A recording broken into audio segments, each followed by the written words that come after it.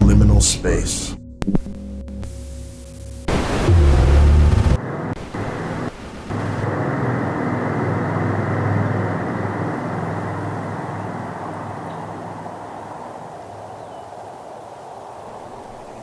Have you ever been haunted by a memory?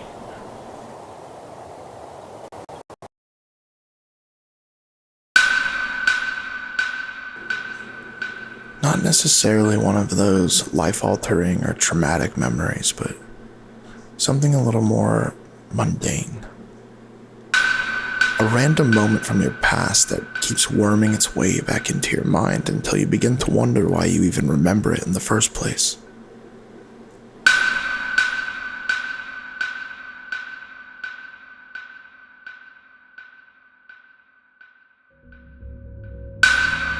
I like to think of these sort of like bookmarks that we associate with being a certain age. They are transitional moments on the timeline of our memory, involuntarily manifested by us, reoccurring and uninvited.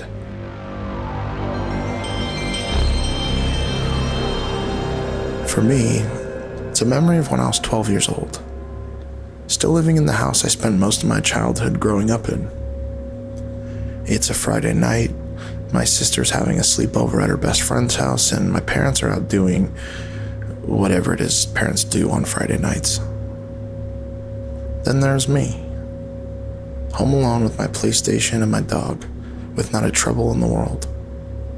This was the first time my parents let me stay home for more than a couple of hours late into the night by myself.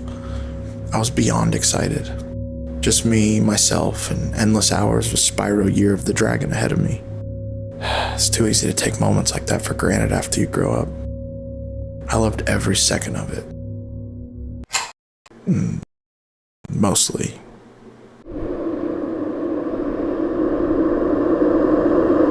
Well, maybe not every second.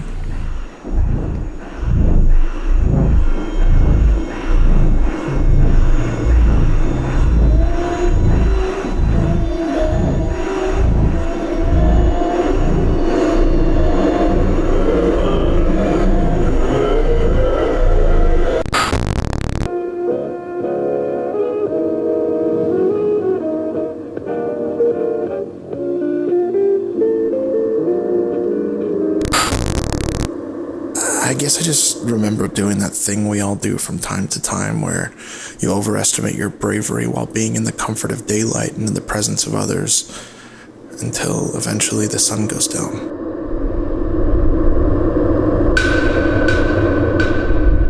So that night, after 4 or 5 hours of pure bliss, 9 o'clock rolls around.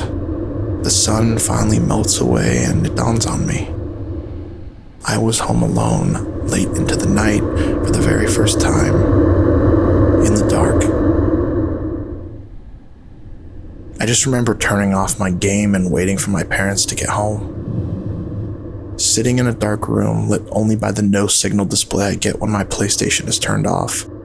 Just counting the seconds until I can finally see the headlights of my dad's truck pulling into the driveway. It's so quiet. God, it was quiet. It feels like at any second I'm going to see some sort of terrible monstrosity approach the windows, while at the same time, I can feel the darkness of my entire house slowly encroaching on me. I was paralyzed. It's strange though. My memory of it is almost nostalgic. Just me staring through the reflection of an electric blue living room in my window, surrounded by utter silence. Waiting for those headlights with the knowledge that anything outside could see me better than I could see it. I don't know, it was sort of peaceful. Or at least my memory of it is. I tried my best to ignore the even lonelier reflection of myself that was staring back at me. Except, was it staring back at me? Or was I staring back at it? I start fearing that I might see myself make just a tiny divergence from how I can feel myself moving, or in this case, not moving. I then start driving myself crazy, attempting to peer through the window without making eye contact with myself, but it just makes it so much worse. Now I'm convinced that I'm no longer imagining a what-if scenario, but instead experiencing it firsthand. It begins feeling like a game of Simon Says that under no circumstance I want to walk away the victor. Simon says, raise your right hand. Simon says, stand on one leg. That's when another thought occurred to me, though. Who actually said that I was Simon?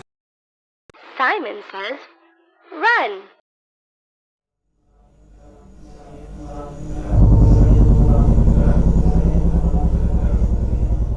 Of course, nothing happened that night. My parents returned home, probably a lot earlier than it felt in the moment, and I played it totally cool when they did. So why exactly is it that this memory is always jumping out at me?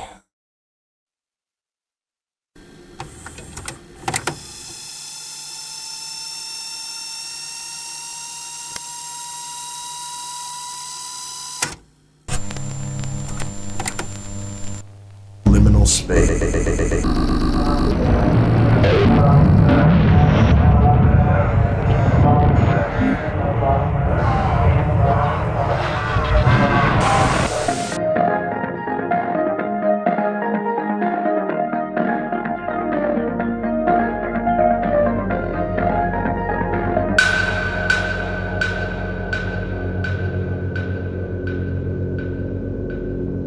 The Backrooms. One of the most bizarre and infamous memes in recent history. It's doubtful that this is your first time seeing this image, but just in case you aren't already initiated into the cult of 90s nostalgic terror, allow me to explain. On May 12th, 2019, an anonymous 4chan user created a thread on the X board inviting users to share disquieting images that just feel off, with this image given as their example.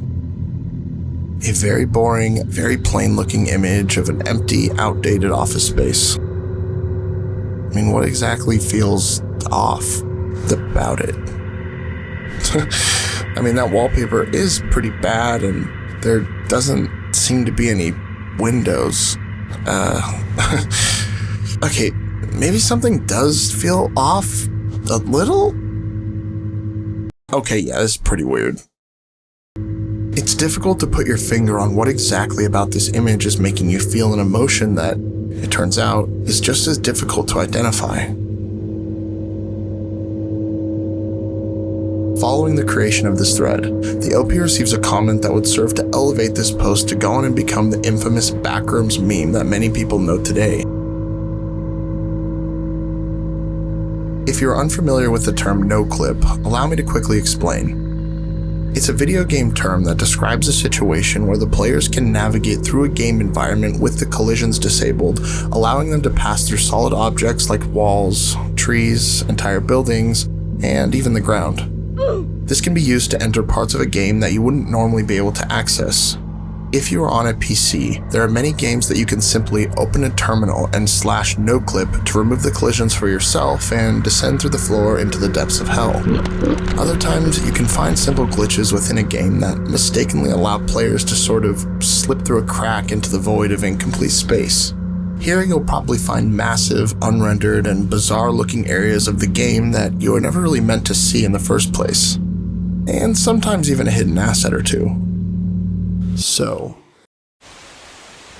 imagine one day you're taking your beautiful little pupper out for a walk to take care of some business, and her stupid PetSmart collar that you paid way too much for that you couldn't get your money back for, even though the manager's supposed to be a close friend of yours, comes unclipped again.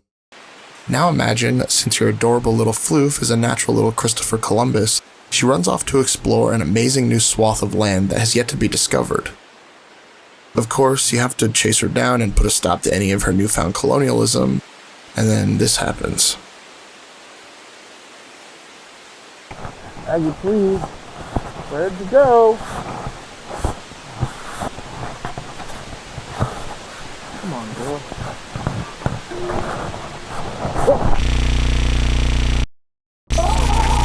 Oh, God.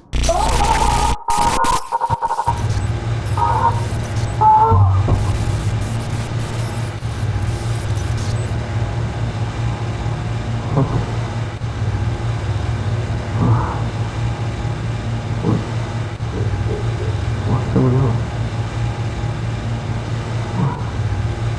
Maggie? Hello? Hello?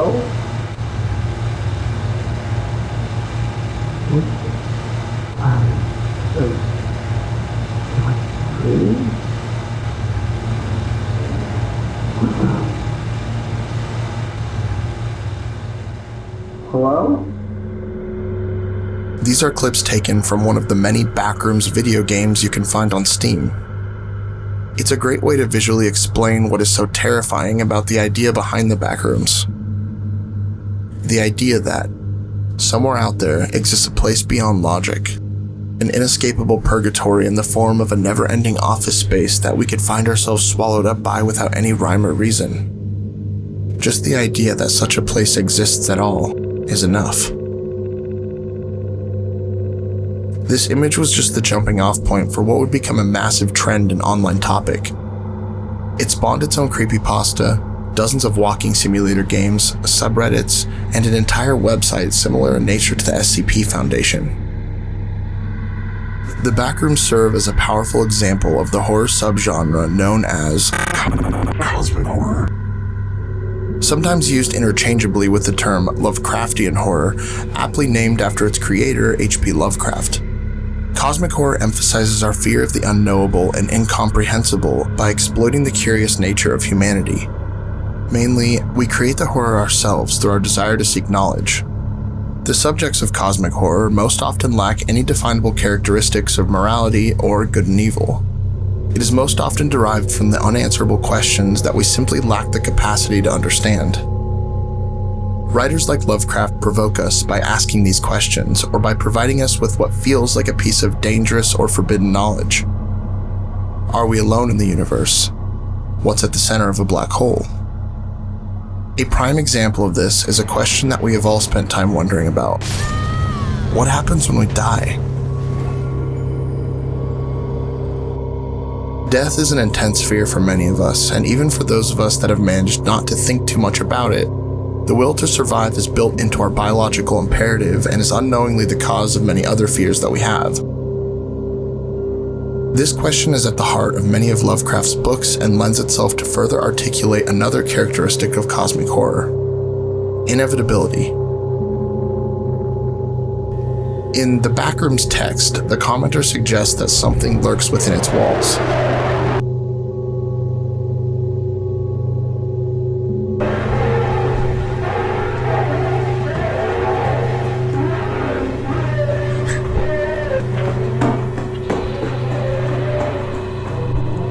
The implication here is pretty obvious, but the inevitability of being caught and killed by an unknown predator is sinking. Still, lurking entities aside, there are so many other Lovecraftian tropes at play in this thought experiment. Why do these backrooms exist? Does time still run normal for you once you enter? If time did stop or slow down, would you eventually die of exposure? Or would you be trapped in limbo until you managed to navigate all 600 million miles? The Backrooms lore is pretty extensive, and you can read more about it on the Backrooms wiki, as well as several other fan-made sites. What I really want to explore further is what makes this image, along with several others, feel strange regardless of any added narrative or implication. What is it about the Backrooms image that unsettles so many people?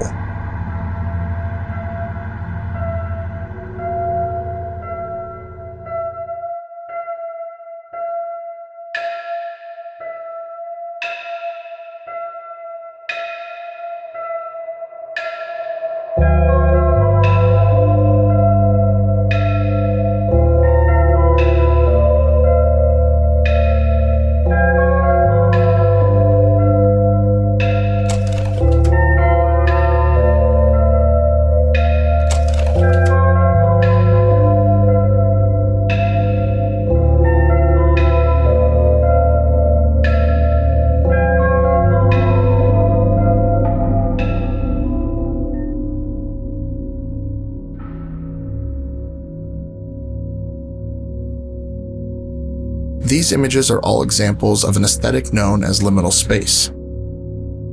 Photographs of empty, desolate areas that feel lost in time. Places we are only accustomed to existing in with other people. Pictures that feel as if they're on the tip of our tongue or just barely familiar. It's almost as if these are photographs of dreams or memories that we've cropped everyone out of. A large amount of people have described them as being cursed and create a sinking feeling as if we were never meant to see them and therefore cannot unsee them. This sinking feeling is often accompanied by a brief onset of nostalgia, only acting to strengthen the idea that these images are cursed or enchanting. Nostalgia can be one of the most powerful feelings a person can experience, and it's through this nostalgia that we find connection. All of these people living entirely separate lives, all experiencing their own unique feelings of liminality and a sense of dread just through viewing these images. This is where the cosmic horror begins to come into play again. Our curious nature begins to take hold, and you gaze at the screen while image after image is flashed before your eyes, each stealing a fleeting sense of existential dread from your mind. You're not the only one that feels it though. In fact, you're far from alone, yet alone is the feeling these images evoke. They're lackluster and destitute, nothing interesting or particularly strange. There's little doubt you would even pay a second glance to any of them if they were amidst the other photos on your camera roll. And maybe not every image feels this way, but the ones that do contain information only your subconscious is accessing. This is that forbidden knowledge. The word liminal or liminality comes from the Latin term limen, meaning threshold. In its literal sense, a threshold is a doorway or a passage between two places.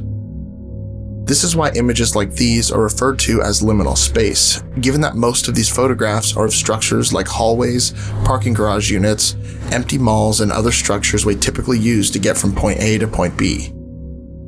However, there is an even more relevant way this term is utilized, and it comes from a very similar word that also describes a threshold of sorts: limbo. In many religious doctrines, there exists a place between life and death, or more specifically, between heaven and earth, that is often referred to as purgatory. The Catholic Church gives the name purgatory to what it calls the after-death purification of all who die in God's grace and friendship, but still imperfectly purified. There is a tendency to think of purgatory as a place rather than a process, but the idea itself helps to drive home the point that there is some sort of existence between realities. Limbo is a slightly more vague term that can be used to describe the same thing. You might also hear it used more casually to describe situations that have been left without resolution and are likely to never reach a conclusion. A good example of this would be a TV show that was canceled partway through the series and never received any sort of ending that could answer all of our questions. My name is Earl. That specific TV show would now be considered in limbo. The reason I bring these words up is because all of these ideas help shape the term liminality really well for many reasons. The Backrooms functions essentially as a form of limbo. Just like how you can find a random spot to glitch yourself through a wall in a video game, so could you find a random spot to glitch yourself through our own reality and into limbo. The Backrooms. There are no doors, no windows, no exits in sight, and you are now cursed to wander the empty halls of the Backrooms for all of eternity.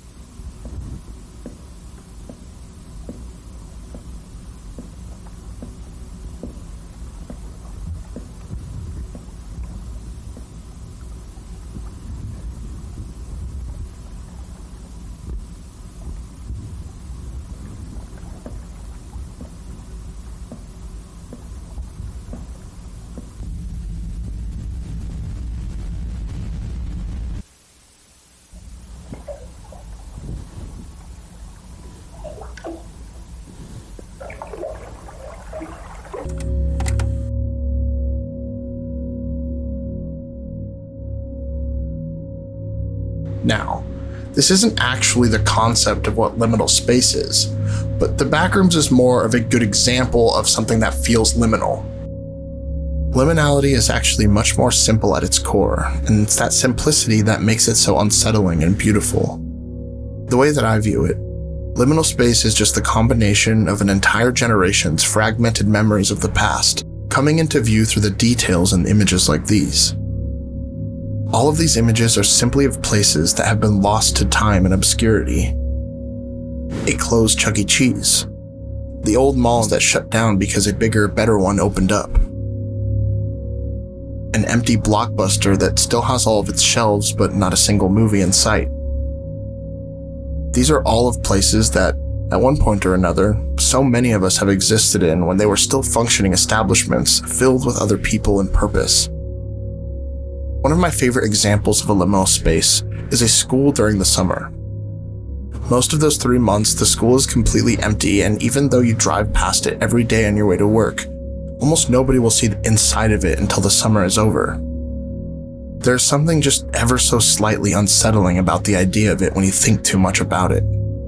The nostalgia we drum up when we look at these liminal spaces clearly comes from our own vague memories, but there almost never seems to be quite enough of a specific memory to pinpoint where the nostalgia for each image is coming from.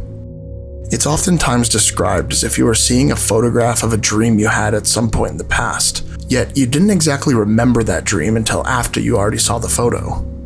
It's why some images seem to get more of a reaction out of you than others, and some get none at all.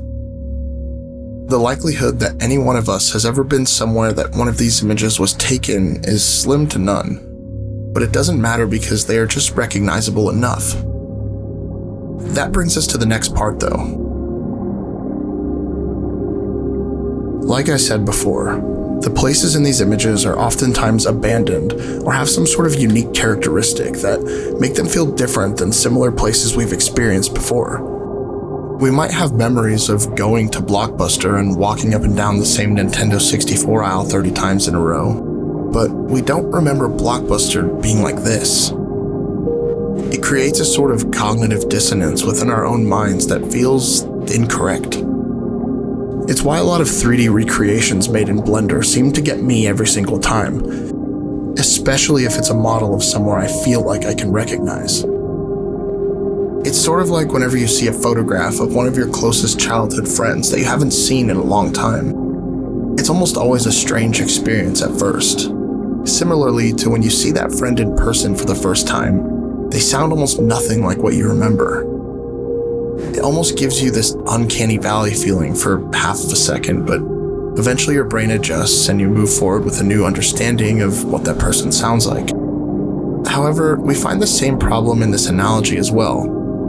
Unlike a close friend, these are all of images that are only vaguely familiar to begin with. And our ability to recognize the familiarity in these images is what brings us all together as liminal space enthusiasts. It's not only images like these, though, that can feel liminal. There are many other forms of liminality we experience all the time. Music, video games, stories. And just like the story I told at the start of this video, memories.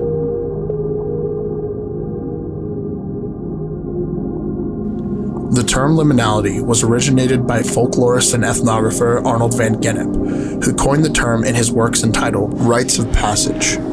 Gennep explores and develops the concept of liminality in the context of rites of passage in small-scale societies.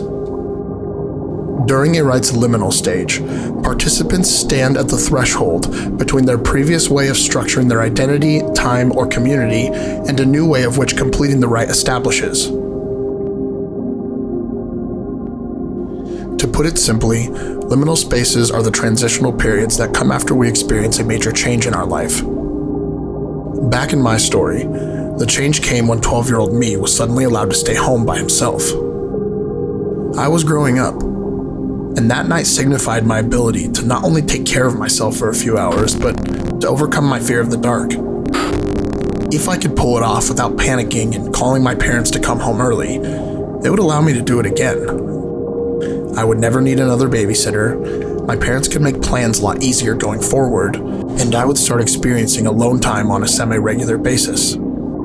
It's a rite of passage we all go through eventually, and it makes sense that it would stand out as something liminal. We as humans will all experience many liminal spaces throughout our lives. Breakups, graduations, losing loved ones. These are all huge changes that most of us will have to stare down the barrel of at some point during our stay. Events like these lead us into the unknown and push us to learn how to navigate the winds of change. They are the empty space in the timeline of our lives that forced us to examine our own existence and make decisions that will define our futures. It's not uncommon to feel as if you were lost when thinking back on them, but it doesn't always have to come with a negative outlook.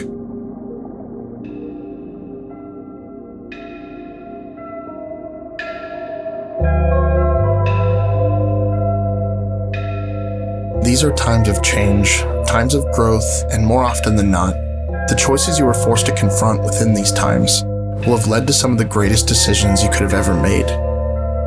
The nostalgia. You might even find yourself in a liminal space at this very moment, and that's okay. At some point, you will look back on this time in your life and will have known that eventually you figured out where you were going.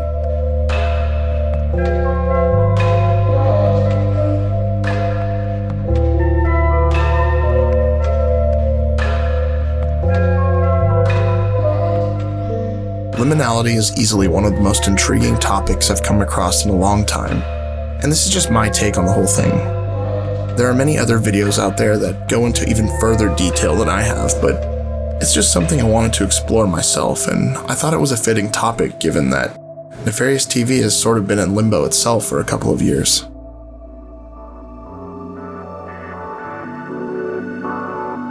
Needless to say, I'm excited to upload a new video, and I plan on making many more. If this is your first time on the channel, I would love to have you again.